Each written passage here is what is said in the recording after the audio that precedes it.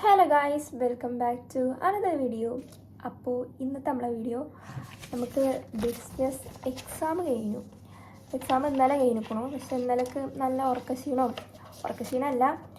ഞാൻ മിന്നാന്ന് കുറച്ച് ടൈം എടുത്തിട്ടാണ് പഠിച്ചിരുന്നത്. മീൻസ് ഉറങ്ങിയിട്ടുണ്ടായിരുന്നില്ല. അപ്പോൾ ഇന്നലേക്ക് എക്സാം കഴിഞ്ഞ് വന്നേക്ക് നല്ല ഉറക്കത്തിൻ്റെ പ്രശ്നം, തലവേദന ഒക്കെ ഉണ്ടായിരുന്നു. അപ്പോൾ ഞാൻ വന്നേക്ക് തന്നെ വേഗം പോയി കടന്നുറങ്ങി നീച്ച് ലേറ്റായി. ഇപ്പോൾ രാവിലെ നീച്ചപ്പോഴും അത്യാവശ്യം ലേറ്റായി. അപ്പോൾ ഇപ്പോഴാണ് എനിക്ക് വീഡിയോ എടുക്കാൻ പറ്റിയ സാഹചര്യം. ഞാൻ ആൻസർ കീ നോക്കണത്, പേപ്പർ നോക്കണതും ഒക്കെ ഇപ്പോഴാണ്. അപ്പോൾ ഇന്നത്തെ വീഡിയോ അതാണ്.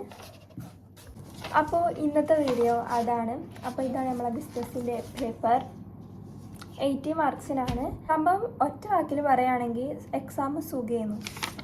ബട്ട് എൻ്റെ അശ്രദ്ധ കാരണം ഞാൻ അവിടെ ഇവിടെയൊക്കെ മാർക്ക് കളഞ്ഞുക്കുന്നു തോന്നുന്നുണ്ട്.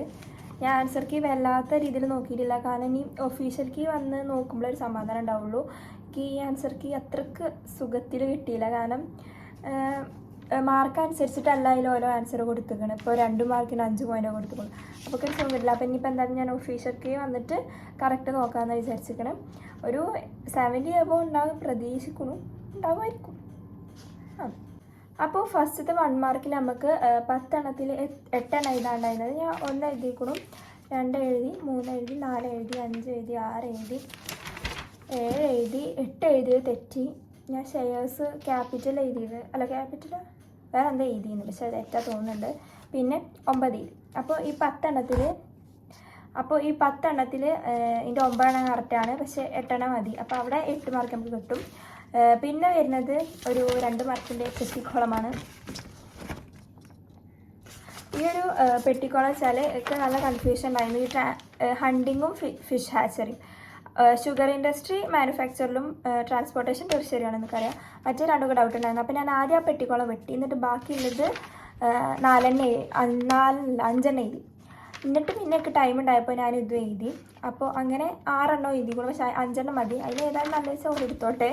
പിന്നെ അതേപോലെ തന്നെ അടുത്തിലും 5 എണ്ണം എഴുതാണ്ടായിരുന്നത് പാർട്ട്ണർഷിപ്പിൻ്റെ ഇന്ത്യൻ. പക്ഷേ ഇതിൽ 18ാമത്തെ ക്വസ്റ്റ്യന് എനിക്ക് കൺഫ്യൂഷൻ ഉള്ളൊരു ക്വസ്റ്റ്യൻ. അത് ഡിപ്പാർട്ട്മെൻറ്റൽ അണ്ടർടേക്കിംഗ് ആണോ സ്റ്റാറ്റ്യൂട്ടറി ആണോ എന്ന് നല്ല കൺഫ്യൂഷൻ ഉണ്ടായിരുന്നു. അപ്പോൾ ഞാനിങ്ങനെ കുറച്ച് നേരം അതുമ്പോൾ ഇരുന്നു. പിന്നെ ഞാനത് വിട്ടു. പിന്നെ ഞാൻ 19, 20, 21, 22 എഴുതി. പിന്നെ നേരെ പോയി 18 ഞാൻ ഡിപ്പാർട്ട്മെൻറ്റൽ അണ്ടർടേക്കിങ്സ് ആണെന്ന് ഉറപ്പിച്ചിട്ട് 18 എഴുതി. അപ്പോൾ അത് അവസാനം കറക്റ്റായി. അങ്ങനെ അവിടെയും 4 എണ്ണം എഴുതി, 5 എണ്ണം എഴുതി. പിന്നെ 4 മാർക്കിൻ്റെ 4 എണ്ണം എഴുതാനും. അപ്പോൾ 23 എഴുതി, ഗ്ലോബൽ എൻ്റർപ്രൈസസ് എഴുതി, 25 എഴുതി. പിന്നെ നമുക്കൊരു 26th മാച്ച് ദ ഫോളോയിങ് വരുന്നുണ്ട്. എനിക്കത് നല്ല കൺഫ്യൂഷൻ ഉണ്ടാവട്ടെ. ഞാൻ ലാസ്റ്റ് എഴുതാൻ പറഞ്ഞിട്ട് മാച്ച് ചെയ്ത് വെച്ചു. എന്നിട്ട് ഞാൻ എഴുതിയില്ല, കാരണം ഞാൻ എഴുതാൻ മറന്നുപോയി. പക്ഷെ ഞാൻ നോക്കിയപ്പോൾ ഈ മാച്ച് ചെയ്ത് വെച്ചത് തെറ്റായിരുന്നു. പക്ഷെ ഞാൻ അതിൽ കറക്റ്റ് 4 എണ്ണം ബാക്കി എഴുതിയിട്ടുണ്ട്. ശരിയായിരിക്കുമെന്ന് വിചാരിക്കുന്നു. അപ്പോൾ അങ്ങനെ ശരിയാവുകയാണെങ്കിൽ 4 മാർക്ക് കിട്ടും. അങ്ങനെ ഇനി അടുത്ത് വരുന്ന നമുക്ക് 5 മാർക്കിൻ്റെ ആയിരുന്നു. 5 മാർക്കിന് ഞാൻ 28 എഴുതി ബിസിനസ് എന്ന്. പിന്നെ ഈ ബിസിനസ് ബെനിഫിറ്റ്സ് എഴുതി. പിന്നെ റെസ്പോൺസിബിലിറ്റി ഈ ശരിക്കും ഓരോ പോയിൻ്റ് എഴുതേണ്ടത്. ഞാൻ പക്ഷേ ഓരോന്നിനും 2 പോയിൻ്റ് വീതം ഓണേഴ്സ്, വർക്കേഴ്സ്, കൺസ്യൂമേഴ്സ്, ഗവൺമെൻറ് എഴുതിയിട്ടുണ്ടായിരുന്നു. അപ്പോൾ അതിനൊക്കെ കുഴപ്പമില്ലാത്ത മാർക്ക് കിട്ടുമെന്ന് ഞാൻ വിചാരിക്കുന്നുണ്ട്. പിന്നെ എൻ്റെ പിഴച്ചത് എവിടെ വെച്ചാൽ 8ാമത്തെ ക്വസ്റ്റ്യനാണ്, 8 മാർക്കിൻ്റെ ജോയിൻ സ്റ്റോക്കിന് കമ്പനി ഞാൻ കറക്റ്റ് എഴുതി. പക്ഷെ 33ഉം 34ഉം എഴുതി എന്ത് എഴുതിയെന്ന് ഓർമ്മയില്ല. അപ്പോൾ എനിക്കിപ്പോൾ ആൻസർ കീ നോക്കിയപ്പോൾ ഒരു സമാധാനം ഇല്ലാതായിക്കോളും. ഇനിയിപ്പോൾ എന്തായാലും ഞാൻ ഒഫീഷ്യൽ കീ നോക്കാൻ വേണ്ടിയിട്ട് കാത്തിക്കാണ്. 8 മാർക്കുണ്ട്. ബാക്കി ഈ 2 എണ്ണത്തിൽ കിട്ടുമായിരിക്കും വിചാരിക്കുന്നുണ്ട്.